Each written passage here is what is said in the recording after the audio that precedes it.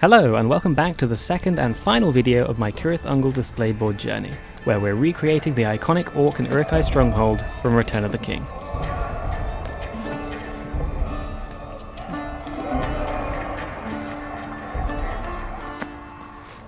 Welcome back guys. So here's where we left things at the end of the last video. Stuck down the first detail pass, all the parts are pretty much done and ready. Still got a lot to do though. We've got to put some sand and texture work down on the ground. I need to green stuff and fill in a load of gaps, stuff like that. Second detail pass, I think. I want to hang some rags and nasty orc stuff everywhere. And then obviously we've got to paint it all. Right, let's get started, shall we? So I began sharpening and texturing some matchsticks to stick against the left wall as the support frame for an orc tent, with a spare part from the Lake Town house set adding some nice detail. And finally, I wrapped some strings around the top part of the wood to simulate how the orcs might have constructed the tent themselves. Up next, it was finally time to texture the ground. For this, I mixed together the magic concoction of PVA glue, water, and a dash of washing up liquid into a spray bottle. I then sprayed the entire ground area and layered on modelling sand, making sure to also add some between the flagstones of the upper levels. Once I was happy with the coverage, I gave it one last spray to seal it all in, and left it to dry. Right, so this is all dry now. Look at that, rock solid, perfect. I've set up the foundations for the tent area as well here. And this I've decided I'm going to keep separate in the end.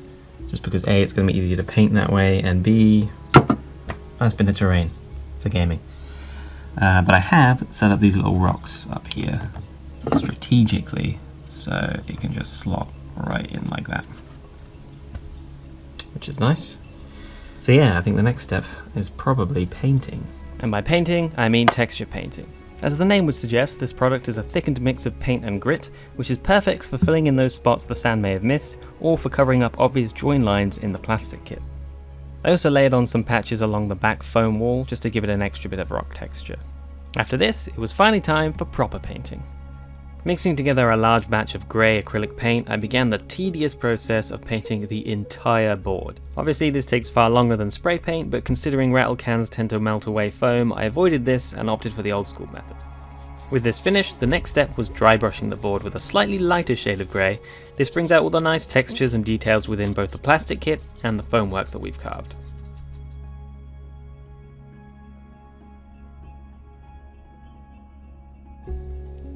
For the next stage, I once again mixed up the magic water and PVA combo, this time in a bowl.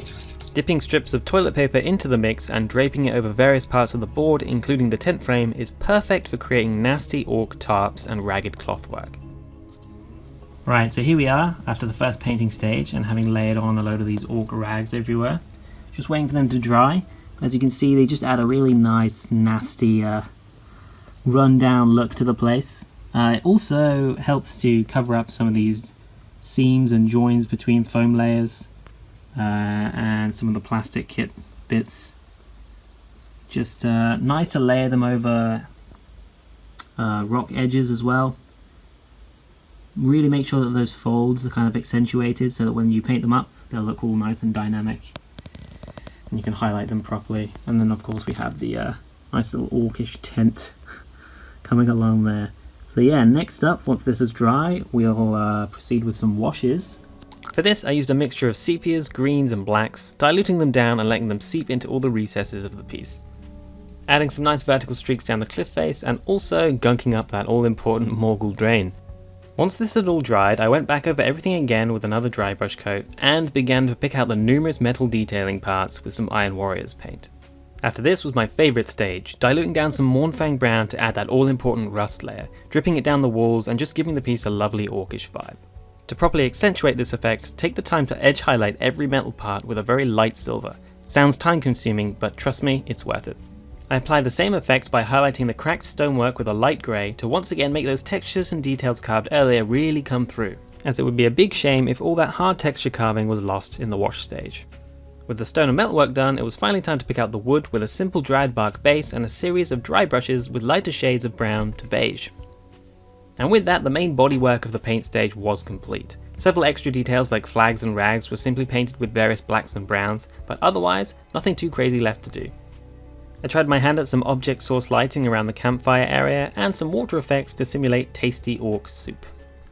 And with that, the final details went down, the piece was all put together, and it was complete. Truly a fun and exciting project to put together, and now my Cirith Ungol horde has the perfect backdrop to settle their Morgul disputes. I want to give a massive thank you to anyone and everyone who has come along with me on this journey. I know it's taken a while to get these videos out, but it truly means a lot, and I'm very grateful for all your support. Be sure to check out my Instagram or subscribe here if you enjoy my work, as there's plenty more to come. But for now, I'll leave you within the decrepit walls of Cirith Ungol.